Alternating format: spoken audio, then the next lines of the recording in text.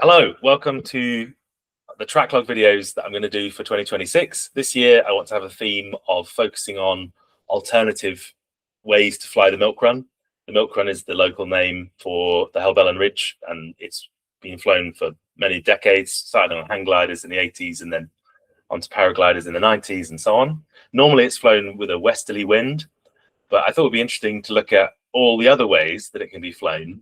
And this is relevant for pilots for the Lakes Charity Classic, for free flyers who are coming, but also for pilots taking part in the 2-day X Lakes, which follows the Bob Graham round, because probably they will have to come home down the Helvellyn Ridge. And so it's interesting to see the different types of wind directions that can be done in and the sorts of flights that some of our local pilots get up to. Today, Tom Blakely has very kindly agreed to talk to me about his flight on the Helvellyn Ridge. Tom is our Northern Sites officer and a local pilot who lives up in that part of the Lake District. And he had a really good flight down, not just the Helvellyn Ridge, but on all the way to Coniston, but with an unusual wind direction. So with a northerly, I think possibly a northeasterly, but we'll find out. Tom, thanks for coming on to talk about it. Good afternoon, Paul. Thanks for coming and doing this. I really appreciate it. I'd really like to see this flight. I think where did you start at again? Was it Wolf Crags, I think? Yeah, this is a flight from Wolf, and I picked up my my handwritten flight log to see what it was I did that day, just to see if I could flesh out some detail for you. And it looks like it was quite a difficult day. It was this is the 21st of May last year, and there's lots of pilots at Wolf in a northeast to northeast sort of. I've written down as a fickle day that I've had one flight where I've taken off, got a small thermal, essentially just about managed to scrape back in and top land as it died and didn't get anything else, and everybody was grounded, and it looked like that was going to be it for the day. And then I made a decision. I wanted to go home or go big. And I thought I would take whatever was coming up the fell side, and if a thermal came, I'd launch, and so be it. If I just went to the bottom and walked out, I would accept that. But I was bored of waiting. Right. So okay.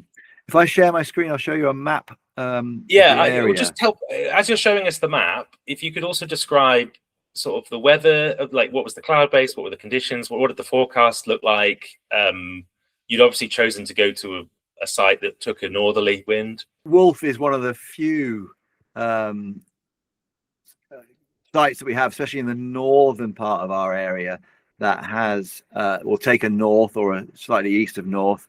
Got Wolf in the middle of the picture there, and it was a good day. It was blue skies, sort of early summer, late May, warm, cloud base.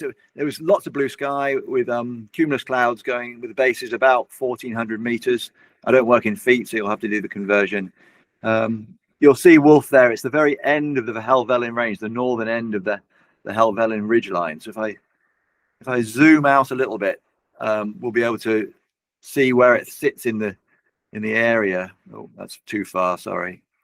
So Wolf Crags, where my cursor is, a relatively small site in terms of altitude for the area. We're often taking off on quite big mountains, but it's just a smallish crag that faces north, and there's a section, a grassy bank to the east of Wolf Crags that will take just a slightly west of north, and is actually a really friendly soaring site for anybody, especially if it's a bit windy.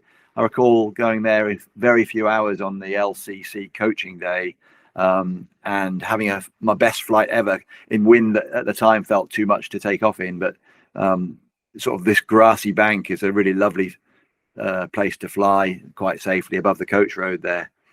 But on this day, we're at the top of the crags, and the wind was from the northeast, but it was very, very light on the crags. You couldn't soar in the wind that we had. It was sort of sitting and waiting for thermal puffs coming up the crags. But if you look from Wolf and you follow a track to the southwest, you'll see it then meets this long ridge that cleaves the Lake District between Thirlmere and Ullswater, taking in the Dodds, Rays, Helvellyn, Dollywagon down towards Fairfield. And that's the line of the Bob Graham run.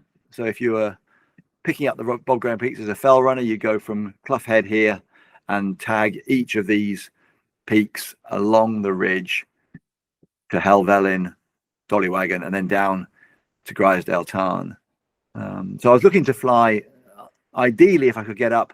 My plan was to try to get to Grasmere, really. I can get a bus home from Grasmere, and Grasmere is just the bottom of the valley down here.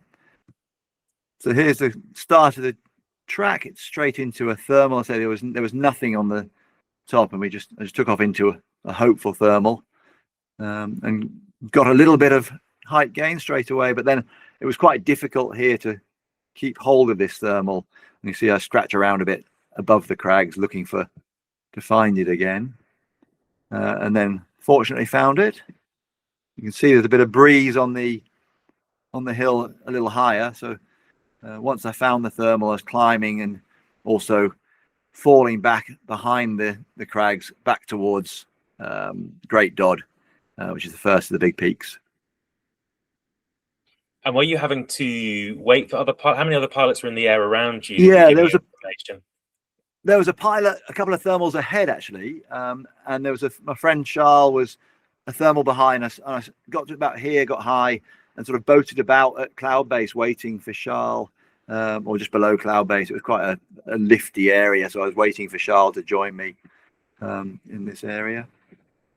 So here's me this is why I'm sort of trying to work out a plan and who's going to join me, and were we going to team fly. We didn't really communicate very well, but I eventually joined Charles in the same thermal. That was this one here. We got high, and off we went. Okay, fantastic. So now you're staying on what normally would be the lee side, but in this case was the windward side. Yeah, although not really, because it's mostly northerly, right? Yeah, it's northeast.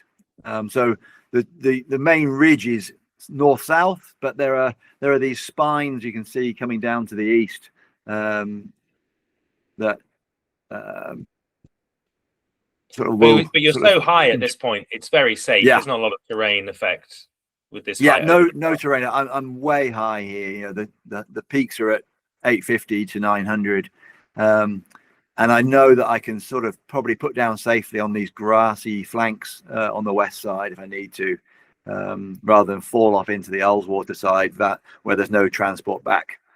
So we're now following the ridge. As a choice of, well, that was my question actually. You're mostly trying to follow the summits. It seems to be you're heading for the summits as the trigger points. Is that a conscious decision? Yeah, I was initially heading. Imagine that the south and west sides are heating up. The breeze is from the northeast, but so that all this south-facing sort of flank all the way along here is warming up. But then with this wind direction, this next move was sort of decisive, because I think Charles went a little bit off to the east and got flushed down into the valley. But I followed where the glider in front. I'd seen him get a really lovely climb off Catstead Cam. Obviously, the south side of that ridge that leads up to Swirl Edge, if anyone's been there, in Helvellyn, that south side is rocky and has been baking in the suns, all through the day. So heading to that slight peak of Catstead Cam gave me this climb out, and this was the one that made me I knew I would make Grasmere, I think, once I got this climb. So I'm now above Helvellyn summit, and I can see sort of over into the valley of Grasmere, and I'm just following the ridge line, really, just staying on the high ground. What's interesting here is you're now crossing over into the west face, so kind of lee side. The thermal had pulled you there, presumably. That was the drift. Yeah, of the thermal. If you imagine the thermals are all coming up this ground here, they're releasing off the summit ridge and then being angled by the wind. So I'm joining one of those thermals, and then the breeze is taking the thermal back over onto that lee side.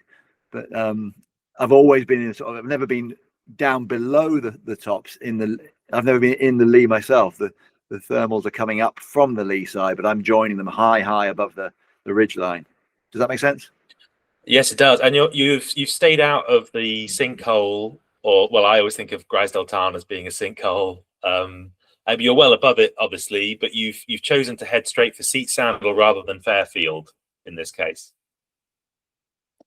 Yeah, I think at this point I was just happy and heading for Grasmere, knowing I was high and I was just going to boat down into Grasmere, knowing I could get a bus home. So this is where my sort of cross-country lack of experience, I think showed. I could probably have done a bit of a route down the mountains to the east, Fairfield and onwards down to the east of Ambleside, perhaps. But I just thought, Grasmere, there's a bus. That'll be nice. And that'll be a first for me, flying from Wolf to Grasmere. So I hadn't really thought much more ahead than that. At this point, I think I had about 100 hours of experience. So still quite new to the game. So yeah, I didn't go to Fairfield because I was heading to Grasmere to have an ice cream. Lovely. All right. And what happened? So you got to 4,000. Well, I think of that as 4,000 feet or whatever, 4.5 possibly. Yeah, big climb, and sort of just headed out towards the valley in Grasmere, I think, from here, thinking that would be the end of it, and I would just cruise down. Just a note here: I'm high above the valley. We're very aware in the Lake District of the jets that come through on training runs. They come up the valley, often from Windermere and through Grasmere Valley and on into Thirlmere, all at low level. So we need to be quite aware of sort of being in the middle of the valley, low down for the fighter jet training, the RAF low flying jets. And was this on the weekend or during the week? This was a midweek flight. Okay, so when it's heightened, it's more of a problem in the week, isn't it, generally? Yeah, I'm high above the valley. I'm not worried about that. At 900 meters plus, they tend to fly at much lower altitude. But it would have been a factor for my decision making if I was going to land in Grasmere about how to make that descent. I'd want to make that descent sort of down the valley sides, close to the fell sides, rather than sort of coming down the middle of the valley where the jets were more likely to fly. Does that make sense? It does. Yeah, tell me about it. Tell me about it. But so you're still turning here. So presumably you're picking bits of lift or bubbles of lift. Yeah, I'm just gonna have a little look at where I am.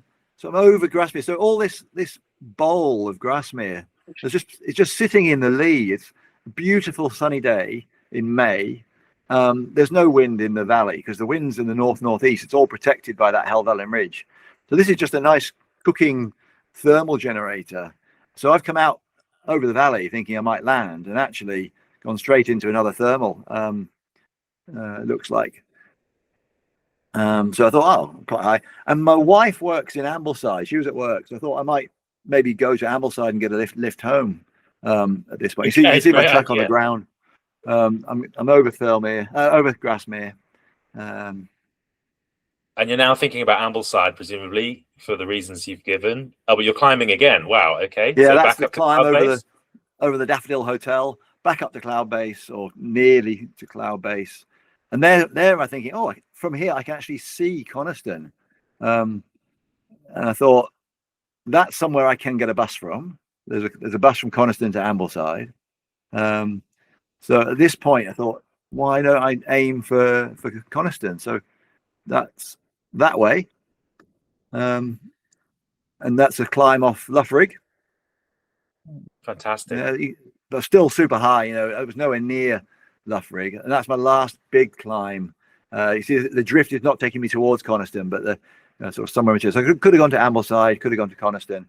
I elected for Coniston because it's just enabled me to lengthen the flight distance out. It's sort of the track itself it's more linear from sort of start to finish. So I went to Coniston, and I got almost nothing going this way. Interestingly, the other pilot who's ahead of me at this point had gone into the back of the Coniston Old Man Fells up here, and that might have worked. He was scratching around at below ridge height quite a lot in those. I'm not sure he got much further than I did, but in theory, if he got another climb there, I think the coast at Ulverston was on as a potential destination. But I knew I couldn't get home from Ulverston easily, so knowing there was a bus, I thought I'd carry on and just sort of put myself down in Coniston rather than trying to get any further. So I'm over Coniston village there, probably a climb over the town, but try to ignore that. And there's lots of landing in Coniston. It was still school day, so didn't land at the school, landed on the public footpath just by the lakeshore, coming back from the sailing club. Fantastic. And tell us, forgive me, I should have, it's a really good flight, and I think a cool example of how the milk run can be flown in other wind directions, or surprising wind directions. Can you just give us, I should have asked for a bit more information about your setup. What are you flying? And you only had 100 hours at this point, you said. Yeah. So what equipment are you using? I'm on advanced IOTA DLS, which is a B wing, quite a performance B wing. I would recommended to me by a trusted purveyor of paragliding equipment as a sort of manageable high B, and I've been enjoying flying that since about 40 hours, I think 40 or 50 hours. And yeah, it was that and a air design sock pod harness. Okay, so this is a sort of semi-light, but by no means ultra-light equipment, and quite a lot of passive safety in both of those decisions. So this is the kind of equipment that lots of paragliding pilots would have, and an experience level this where you were earlier on in your flying career, and obviously had some thermaling ability and route finding ability and some knowledge of hazards and so on. Can I ask you about the difficulties or the danger points, the things that you thought were potential risks and how you avoided them? Yeah, I think if we go back to the map, is that okay? Yeah, please. Can you see my map? Yes, I can see the map. Yeah. I can see the map.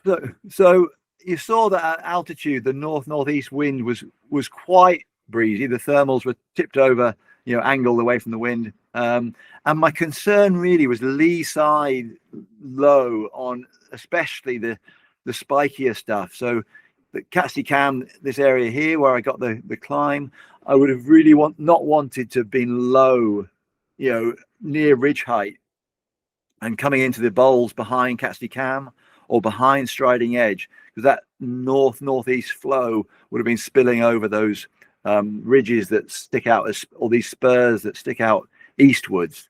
So I was always coming down on the sort of slightly on the east side of the main ridge, or towards the summits, but on the east side.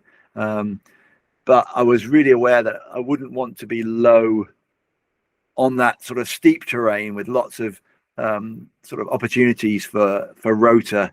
So I knew if I got low coming this way towards Catsley Cam and I was not getting a climb, I'd have to dive off down and land in the bottom of the valley. And actually that's what Charles had to do. He landed in a field in Glenridding.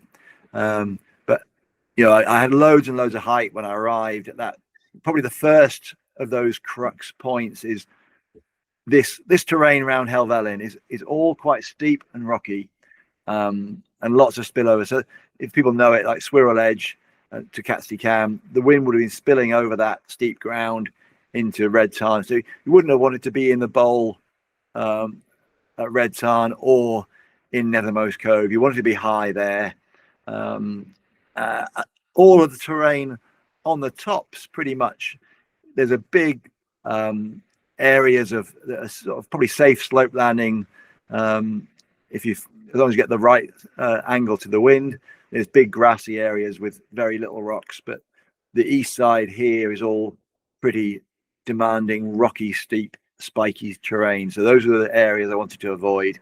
And can I ask about your safety margin? So was there an altitude, for example, you thought if I get below this, I'm just going to go and land? I think I didn't have a fixed sort of this altitude equals that. It was more, I think, if I was not finding a climb, to know not to sort of push it too deep into those areas I knew would be sort of tricky. Like, for example, it might be tempted to go into Brown Cove if you were low, thinking, oh, there's a northeast flow, but that's a really tight bit of terrain there with steep sides and not much margin, and I think you could get yourself in a bit of bother there if you were low going into those. You could get in behind the outcrops on the side of Whiteside, for example. And so you saw on my track I was always high above the ridge. I was never anywhere near the terrain. So it was never really a factor from a decision making point of view. I just had plenty of height to bail out if I needed to. Cool. And if you were doing it again, what would you do differently? I don't know really. I think in hindsight, maybe it would have been fun to try to extend the flight. Put aside the trouble I might get in at home by not being home in time for tea, and see if I could get past Coniston and onto the coast. That would have been interesting. If I come down to the back of the Coniston Old Man that fells here, this is the area where the pilot ahead of me was looking for lift, and I think if you found something here in these north-facing sides, you might have got one more climb here. With that wind direction, you might have been able to get on towards the coast, perhaps down here towards Ulverston. That might have been a good ambition. Fantastic. That's a really cool track log. I think it's awesome to see, and hopefully reassures people if they are either doing the 2-day X Lakes and trying to come home down the Bob Graham route down the Milk Run, or if you're just coming to the LCC to free fly and enjoy the hills. Hopefully gives people a kind of idea of what you can do with a northerly. So there you go. Yeah, I hope people enjoy Wolf. I think Wolf's a great venue for all levels of pilot. You can do top to bottom. There's a lot of teaching goes on there when the wind's in the north. You can fly around. Let's come back to Wolf. And there's quite nice sort of challenges for club pilots to get some altitude and make their way across towards this side, the sort of north side of Clough Head and back again. There's safe landings all the way along the coach road, so you can soar back and forth all the way along that ridge with Wolf at the centre, out to the east and out towards Clough Head to the west, as well as it being a remarkably sort of, always amazed that there's thermals at all. It's north facing, it's damp, there's no real sort of thermal generating obvious triggers in this bowl out front. It's just a sort of damp bog, but it seems to be that you can quite often get really good thermals coming up to get up and away from Wolf Crags. Fantastic. Thanks, Tom. Okay, so if you would like to come and fly at the LCC, go to the Cumbria Soaring Club website, or the X Lakes, I should say, any of those. Go to the Cumbria Soaring Club website, and details of how you can sign up for tickets are there. The dates this year are 18th to the 21st of June, 2026, and I think we've completely sold out for the LCC competitions, but there are still a couple of places left in the X Lakes 1 and 2 day competitions, and also free flying tickets. We have, I think, 15 slots left for free flying. So that's the advert. Hopefully I'll see you in June.